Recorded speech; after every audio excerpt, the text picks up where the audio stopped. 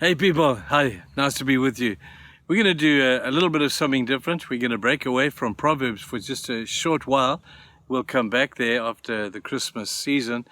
But today I just want to talk to you a little bit about something that is quite unusual. When we think of God and the way that God operates, we think of God and His magnificence and His power, doing great things and commanding great things and doing all these wonderful and spectacular things. And indeed, He does do all of those things.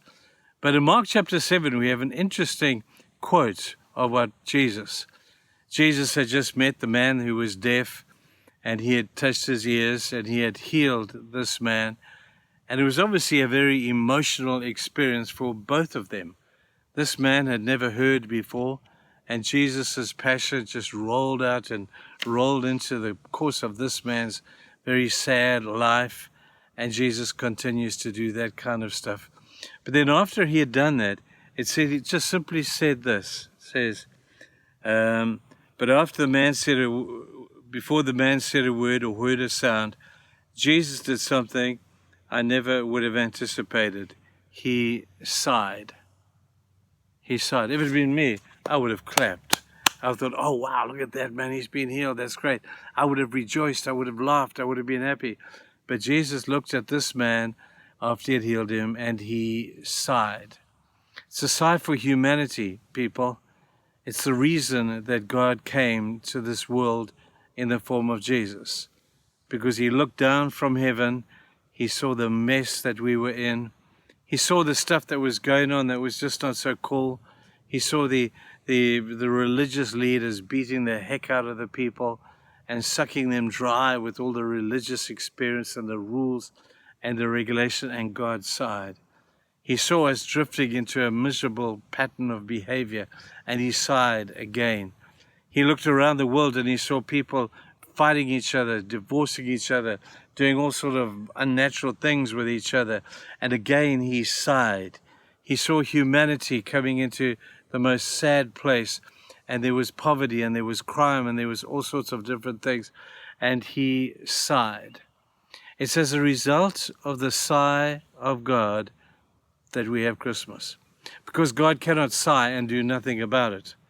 God looked at our dilemma and He said, I have to do something before I move on.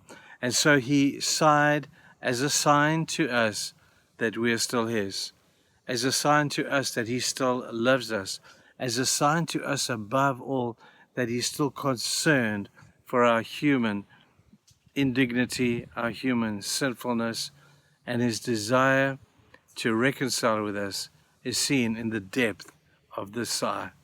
This was not a sigh of relief. This was not a sigh of joy. This was a sigh of deep passion for you and me. And it's out of this nature of God that Jesus came at Christmas time.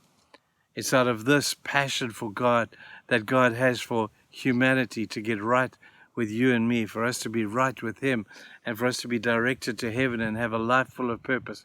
Jesus is passionate about that, so passionate that He sighs in His desire to see that fulfilled.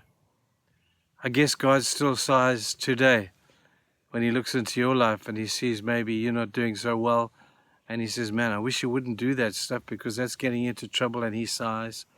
I wonder if He doesn't look down upon our churches today and say, guys, you got it all wrong. This is not about you. This is not about a performance. This is wrong. And He sighs again. But I'm so glad He sighs. And when He sighs on our behalf, it always leads to action. The greatest action was Jesus. Jesus arriving as a response to God's heartbroken sigh for humanity. If you can ponder that, that would be great. Have a wonderful day. Bye-bye.